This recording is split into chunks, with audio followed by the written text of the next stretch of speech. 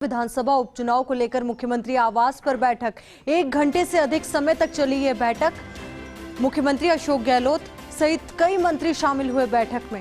गोविंद सिंह डोटासरा, प्रताप सिंह खाचरियावास, प्रमोद जैन भाया, उदयलाल आंजना इस दौरान मौजूद रहे। कांग्रेस नेता धर्मेंद्र राठौड़, दयाराम परमार, पुष्कर डांगी, गणेश घोगरा भी शामिल थे इस मीटिंग में। 2 व 3 सितंबर को प्रमुख मंत्री करेंगे विधानसभा क्षेत्र का दौरा। मुख्यमंत्री गहलोत के दौरे को भी दिया जा रहा अंतिम रूप। सितंबर में उदयपुर संभाग का दौरा करेंगे सीएम गहलोत। तो बड़ी और अहम खबर इस वक्त आपको बता रहे हैं। तो आपको बता दें, विधानसभा उपचुनाव को लेकर मुख्यमंत्री आवास पर बैठक। 1 घंटे से अधिक समय तक चली ये बैठक। मुख्यमंत्री अशोक गहलोत सहित कई मंत्री शामिल हुए इस बैठक में।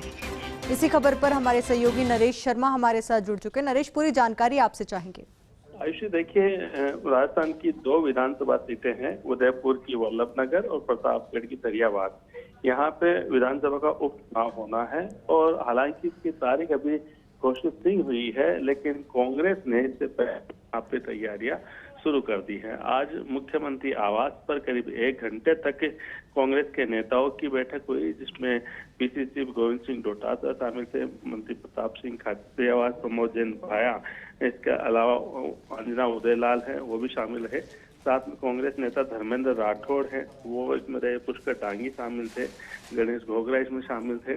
तो इन्होंने पूरी जो अब तक की जो पहले वहां दौरे हुए हैं, जो कार्यकर्ताओं से मेल मुलाकात हुई है, संवाद हुआ है, उसका पूरा ब्रीफ मुख्यमंत्री अशोक गहलोत को दिया और उसके बाद आगे की रणनीति को लेकर भी पूरा विचार विमर्श किया गया।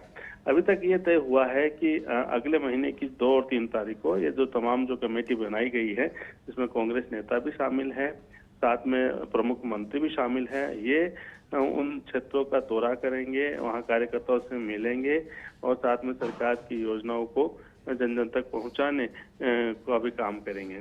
इसके अलावा मुख्यमंत्री अशोक गहलोत के दौरे को लेकर भी चर्चा हुई है और ये तय हो चुका है कि अगले महीने मुख्यमंत्री अशोक गहलोत भी दौरा तय करेंगे। अब पीसीसी चीफ गोविंद सिंह डोटासरा है, ये पूरा जो प्लान बनाएंगे कि कब दौरा करना है, कहाँ कहाँ जाना है और किस तरह से संवाद करना है। और माना जा रहा है कि कल तक इसकी भी औपचारिक रूप से घोषणा कर दी जाएगी और साथ में किस तरह से कांग्रेस को इन दोनों उपचुनाव को जीतना है, इसको लेके भी रणनीति बनाई गई।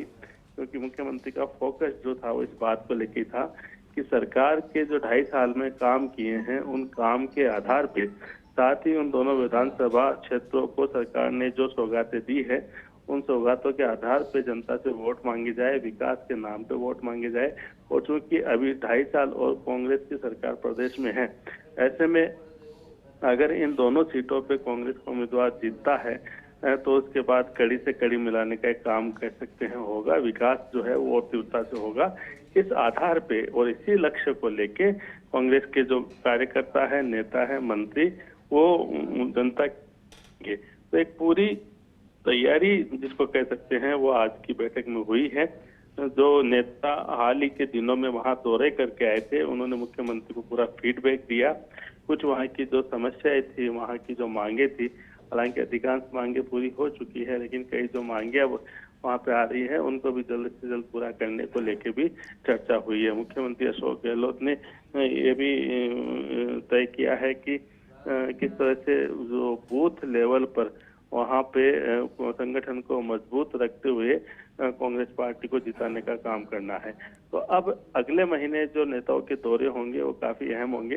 हालांकि दोनों ही उपचुनाव के लिए अभी तक चुनाव आयोग ने तारीख तय नहीं की है कि चुनाव कब होंगे, लेकिन माना ये जा रहा है कि इस महीने के अंत में इन उपचुनाव की तारीख की घोषणा हो सकती है और जल्द ही वहां पे, क्योंकि समय उसके बाद कब मिलेगा, तो ऐसे में कांग्रेस पार्टी चाहती है कि सत्ता और संगठन मिलके पूरी ताकत के साथ उपचुनाव में उतरे और दोनों सीट है वो कांग्रेस की झोली में डाली जाए।